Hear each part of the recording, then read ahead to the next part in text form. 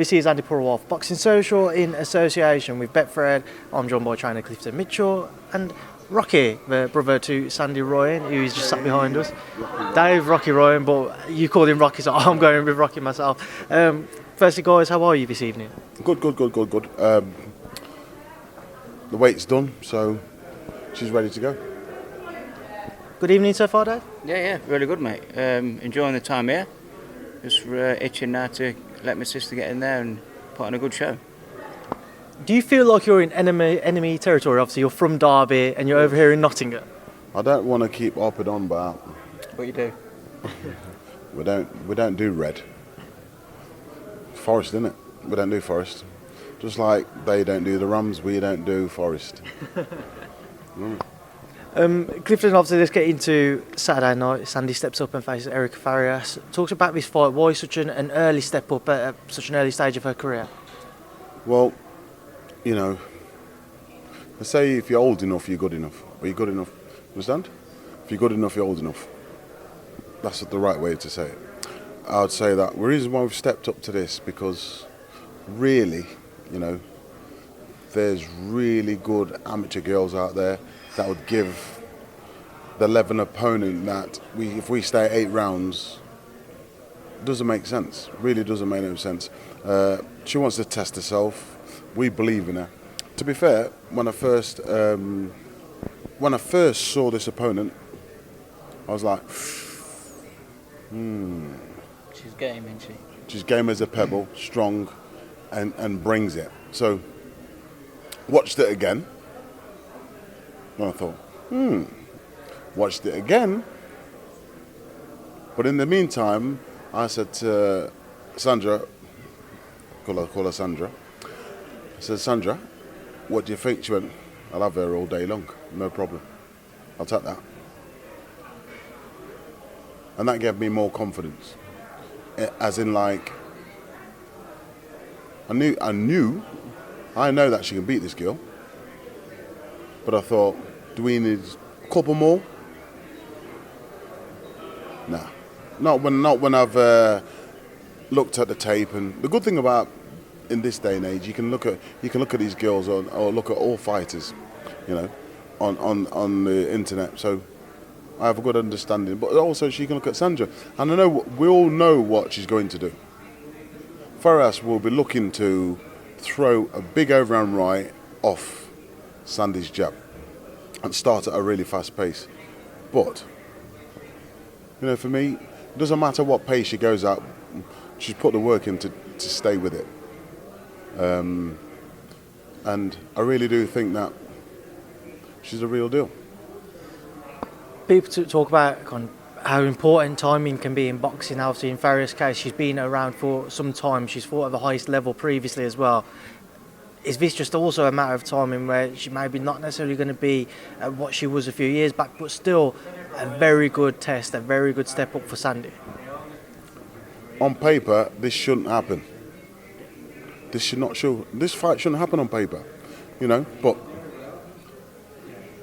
as a team, collectively, we've made the decision to take this fight. Understand? And first and foremost, you know, I believe that she can do it. We've all got a big belief in what Sandy can do, and we do believe that she's going to come off on top on this fight.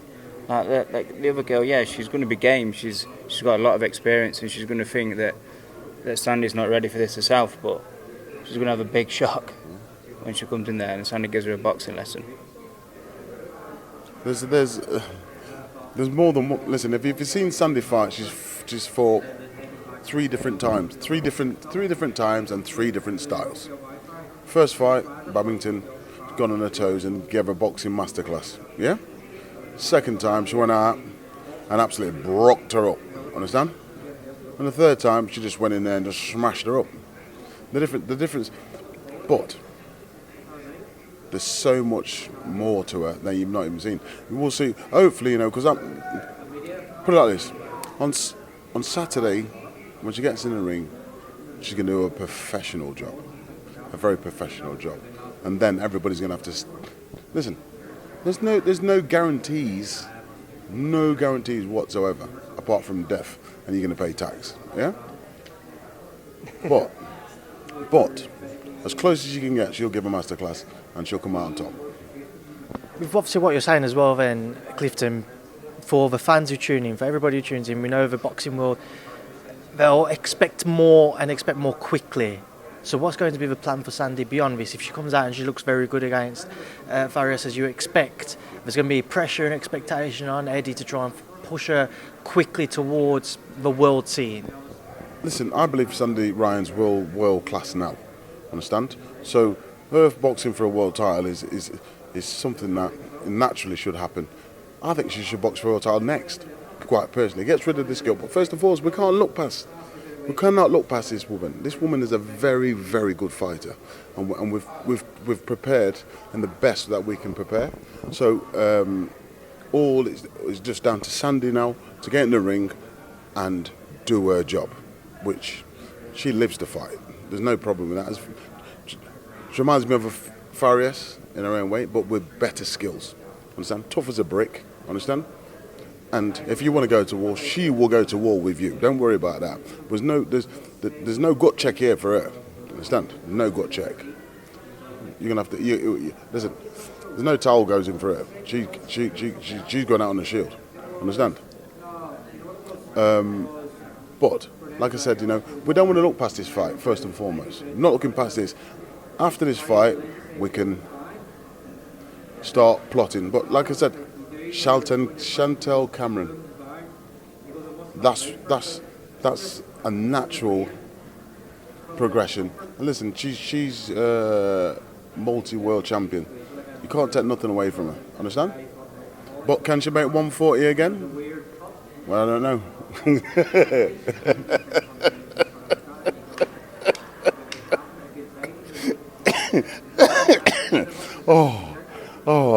I don't know, can she?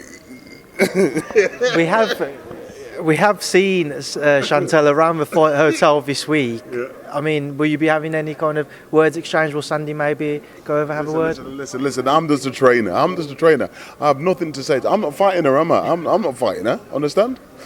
She's got a new team now. Whether she's moved to Steffi Bull. All the best for her. And like I said, I have no animosity towards her. Young lady, what have I got anything bad to say about her? I've got nothing bad to say about her, understand? I've done my fight, she's a fighter, she gets in the ring, and you know what, I respect all fighters, understand? But I don't think she'll make 140. Dave, if that fight could happen, how big would the bout be between Sandy and Chantel? Really big, because it's like, it's be undisputed for sure, and it's... They have got history from GB. They've sparred together in GB. They've been they know each other quite well. You understand? They're not friends. Understand? They've walked past each other, and they've seen each other, not even looked at each other. So there's definitely she knows we're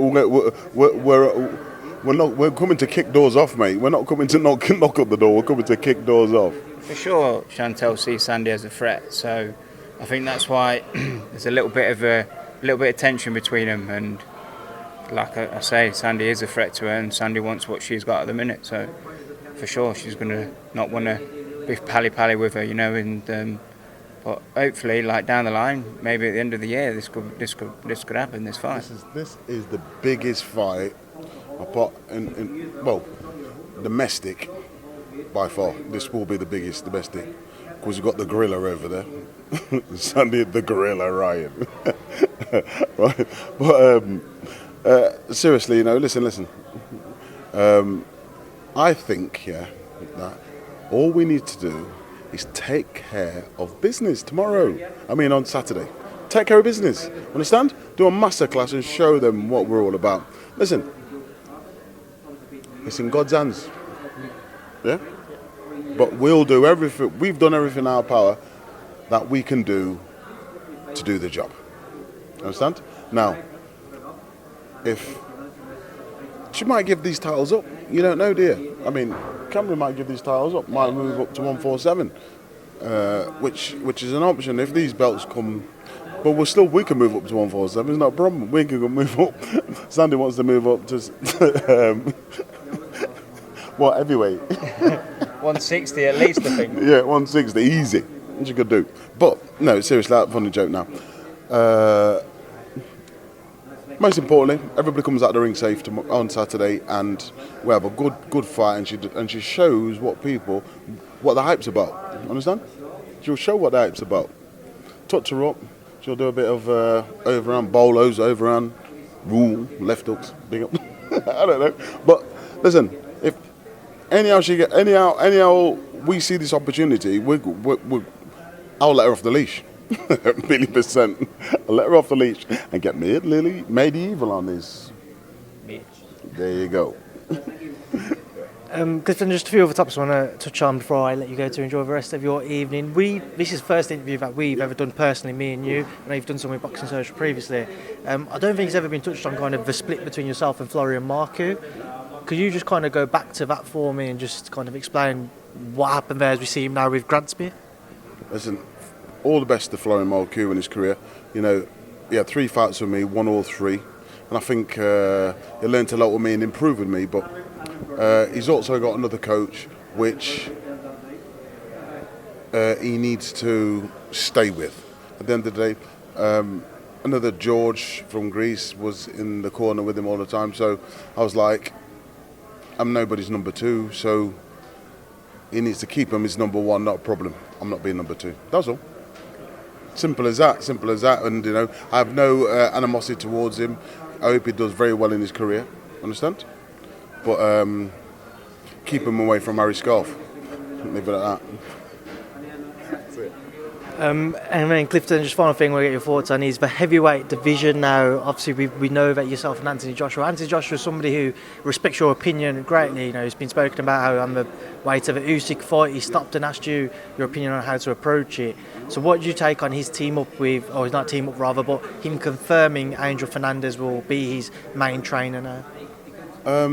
For me, Anthony Joshua needs to do what's best for Anthony Joshua. Understand? And if he feels that Angel Fernandez is a man, only he knows. I'm happy for the young trainer, but it's big shoes to fill. Understand? And I feel that he's going to need some help with it. Understand? I'm sure that, you know, he's his trainer, and he'll probably do the corner, but he'll have help. It won't be just him on his own. So, you know, all the best to Angel, and I feel that he's come a very long way. And for Anthony to give him that platform to be on, he must have a lot of trust in him. Was it the right decision to split with Rob McCracken? Only Anthony can do that. But you know what? You can stay with a trainer. You know, he's probably been with Rob for a very, very, very long time. And I feel Anthony's a person that likes to get more and more information and knowledge. He saps it up. So only he knows why he didn't work, or he feels like he might have got a bit stale there or whatever. But being in the same building for that long might have just made him a bit stale. Understand? That ring walk, when he entered the ring and he asked you your opinion before that Usyk fight, how much of a shock was that to you, Clifton, for him to have kind of reached over just to ask you at that moment when he's about to get into the biggest test of his career? I think I spoke to Anthony at the weigh-in before that, and he asked me, what do you think, then? So, and was having a bit more of a talk then. But to be fair, it wasn't. Was it a shock? It wasn't a shock until I watched how we boxed. Understand? Then I thought, sitting on the ring apron where I sit, I thought, Anthony, this is well winnable. Watching the fight, thinking, but you know what? Sometimes you can pick and have that. If you've got too much information going in, it can overload the system. So if he just go back to when he boxed Dylan White or something like that type of attitude, you'd have probably got him out there. Understand? I just feel that he just needed to apply himself. So everybody's saying, I feel Usyk would beat him. I don't think Usyk beats him. I think Ashford just needs to be out there and beat Anthony Joshua. Understand? And the problem is, you know, you can try and listen to too many people. Understand? As my mum would say, you can pick till you pick shit. Understand? So just be yourself, Anthony, and do what you know where you're best at, and that's going out smashing people up instead of trying to be a fancy man with it. You know what I mean?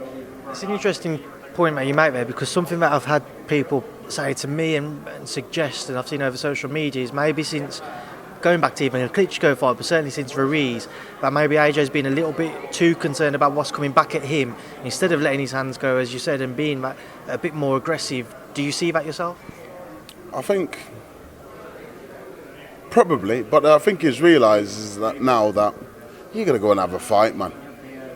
You're gonna have a fight. Simple. You can pick and poke, but if it's not your style to pick and poke, it's very hard to do something you're not used to doing. And trying to change your style for one fight doesn't work. You just stay. You know what you do? Whatever you're good at, make yourself really, really, really good at it, so it hides what you're bad at. You know what I mean? That's my way to look at it.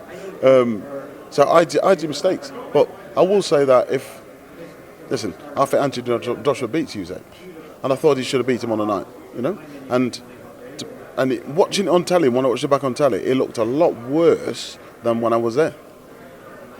I thought he was dead close up till about round 8, round 9, and then he kind of pulled away a little bit. But getting hit with shots as a heavyweight, me an ex-heavyweight, you don't want to be taking too many of them bombs, mate, because it's one shot them day, one shot. So I can understand he's being cautious, but offense, make your offense your defense. You know what I mean? That means attack. You know what I mean? Final one before I let you go. Fury-Whyte, what are your thoughts? My thoughts on that is, I think it all depends on how Tyson Fury fights, not how Dylan fights. That's my personal opinion, because I feel that if he goes out and boxing him like he boxed Derek Chisora, a lot of these shorter heavyweights, and does pick, and move around for 12 rounds and stink the place out, I feel that Dylan's going to struggle because of his footwork and closing the distance down. Because I can guarantee you he'll have a 24-foot ring. Yeah? And if he stands there and thinks that he can stand there and start mixing it, then it's going to get very interesting. Understand? And I feel you could always nail it. The fight I always think of is Lennox Lewis v Asim Rekman, the first one, where he's boom, boom, boom, bop, he gets caught. I'm not saying it's going to happen. I'm not saying it's not going to happen, but it's a possibility. Clifton, Dave, appreciate your time now. Sandy's about to run off as well. I appreciate your time, like I say, and thanks for speaking to me in Boxing Social. Thank you. Cheers. Everybody, nice one.